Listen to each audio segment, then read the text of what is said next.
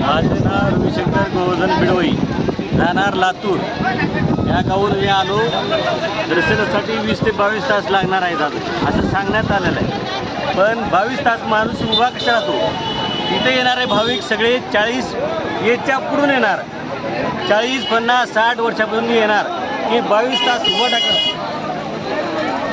उभा टाकल्यावर काय परिस्थिती होते हे फक्त दर्शन करून आलेल्या भाविकाला तुम्ही विचारा. काय हाल आहे, काय नाही.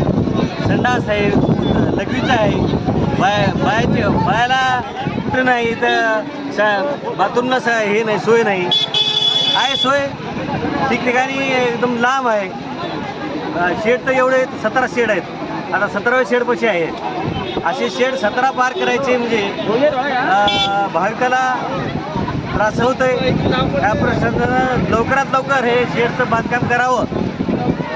लाईनला लागल्यानंतर बसण्याची व्यवस्था करावी हे महत्त्वाचं आहे. 25 तास लागो, 20 तास लागो, पण बसायची व्यवस्था करावी आणि दर्शन हो एकदा